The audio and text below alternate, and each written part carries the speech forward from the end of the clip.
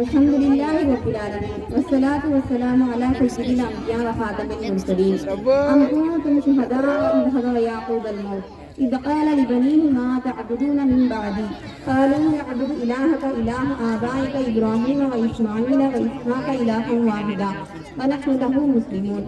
अम्मा बाद, मोहतरम बुजुर्गों, दोस्तों, मेरे माँ और बहनों, हमें अपनी औलाद से मोहब्बत है, मोहब्बत होनी ही चाहिए। हमें अपनी औलाद की चाहत है, चाहत होनी ही चाहिए। हमारी औलाद हमारा आंख का नूर, दिल का सरवर है, यकीनन ऐसा ही होना चाहिए। हमारी औलाद हमारा चैन, हमारा सबर व करार है, दमे जिंदगी है, रौनक हस्ती है, जाने महफिल है। औलाद के बगैर जिंदगी एक खुशगाह का गुलिस्ता है, जिसमें ना दिलकशी है, ना खूबसूरती, ना दिलावेज़ी है, ना दिलबस्तगी। जिंदगी की बेकरार तन्हाइयों और हयात मुस्तमार के वसीअ व अरीज़ सहरा में सारी दिलकशी, सारी बहार बच्चों के दम से है।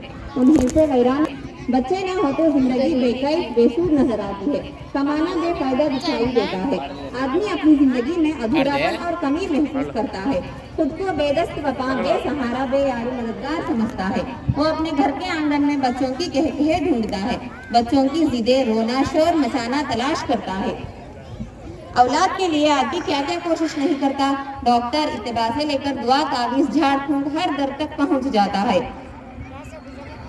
औलाद होने पर औलाद के मुस्तकबिल को संवारने के लिए दौड़ धूप शुरू हो जाती है, यहाँ तक कि कोई कसर छोड़ी नहीं जाती। आदमी औलाद के लिए वकील बन जाता है, कंजूस हो जाता है, बहादुर के मौके पर बुज़दिली दिखाई देता है, बच्चों की मोहब्बत गालिब आ जाती है।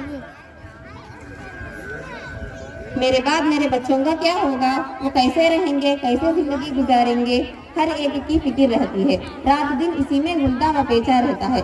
बुजुर्गाने दीन, क्या औलाद की फिक्र करना गलत है? क्या औलाद के मुस्तकबिल को संभालने की सोच सही नहीं? क्या औलाद को अपने बाप बेसहारा, बेयार मददगार छोड़कर जाना ठीक है?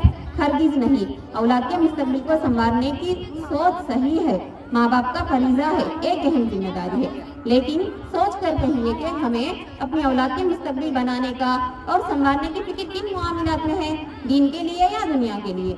हमें ये फिक्र है कि हमारी बाद हमारी औलाद खाएगी क्या, पहनेगी क्या, ओढ़ेगी क्या और रहेगी कहाँ। लेकिन असल फिक्र यही होनी चाहिए कि हमारे बाद हमारी औलाद का अकीदा क्या होगा, अमल क्या होगा, वो कैसे जिंदगी गुजारेंगे, वो दीनदार रहेगी या बेदीन हो जाएगी, दीन पर अमल करने वाली होगी या दीन से दूर हो जाएगी, दीन पर चलने वाली होगी या सरकश व बागी बन जाएगी, ईमान व अमल सोले वाली होगी या कुफ्र व फिस्क व फुजूर वाली, नेक जिंदगी वाली होगी या मासियत वाली। औलाद के मुताल्लिक असल फिक्र यही होनी चाहिए कि हमारी बात हमारी औलाद दीनदार रहे, दीन पर चलने वाली बने, दीन को अपनी जिंदगी में इख्तियार करने वाले और बसाने वाली बने, तकवा को इख्तियार करने वाली बने, कुफ्र और शिर्क से दूर रहने वाली बने, गुनाह और मासियत से नफरत करने वाली बने। यही वो तरीका जिंदगी और तर्ज हयात में है जो हजरत याकूब अलैहिस्सलाम के वफात से नसीहत होता है कि अम कुंतुम शुहदा इज़ हदर याकूबल मौत इज़ क़ाल लिबनीहि मा तअबुदून मिन बअदी क़ालू नअबुदु इलाहका इलाह आबाइका इब्राहीम व इस्माईल व इसहाक़ इलाहन वाहिदा व नहनु लहु मुस्लिमून। क्या तुम उस वक्त मौजूद थे जब हजरत याकूब अलैहिस्सलाम के पास मौत का वक्त आया, जबकि उन्होंने अपने बेटों से पूछा, तुम मेरे बाद किसकी इबादत करोगे? बेटों ने जवाब दिया, आपके माबूद की इबादत करेंगे और आपके आबा हजरत इब्राहीम अलैहिस्सलाम, हजरत इस्माईल अलैहिस्सलाम, हजरत इसहाक अलैहिस्सलाम के माबूद की इबादत करेंगे जो कि एक माबूद है। हम उसी के मती व फरमाबरदार बनकर अपनी जिंदगी गुजारेंगे। बच्चों का मुस्तकबिल क्या होगा, उसे बहुत पहले से ही सोचने की जरूरत है। बच्चों की तालीम और तरबियत ऐसी होनी चाहिए कि जिससे उनकी आइंदा जिंदगी सही दिग्र और सही तरीके पर रहे। हजरत उमर फारूक रज़ियल्लाहु ताला अन्हु से दरियाफ्त किया गया है कि मा हक़्क़ुल वलद अला अबीह, औलाद का अपने बाप पर क्या हक है? उन्होंने जवाब दिया, अन यंतक़िया उम्महु व युहसिन इस्महु व युअल्लिमहुल कुरान, उसकी माँ का बेहतर इंतखाब करे और उसका अच्छा नाम रखे और उसे कुरान सिखाइए। बचपन से ही औलाद की तरबियत बहुत जरूरी है। वालिदैन उसे जिस तरीके पर ले जाएंगे उसी तरीके पर वो चल पड़ेगा। अच्छी तरीके पर ले जाएंगे तो अच्छा तरीका ही पकड़ेगा, वरना खराब तरीके पर ले जाएंगे तो खराब तरीका ही पकड़ेगा। बच्चा अपने फितरत के एतबार से सही होता है।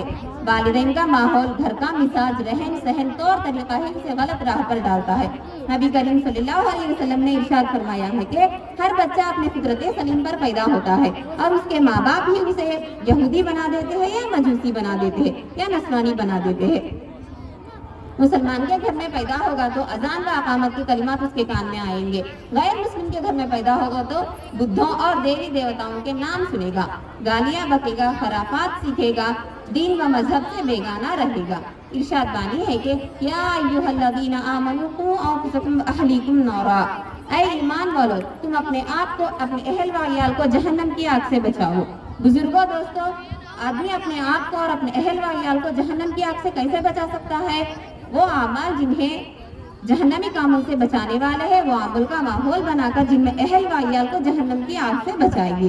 لیکن گھر کا ماحول ہی جہنمی کاموں والا ہو تو گھر کے لوگ، بیوی، بچے جہنمی کاموں سے کیسے بچیں گے؟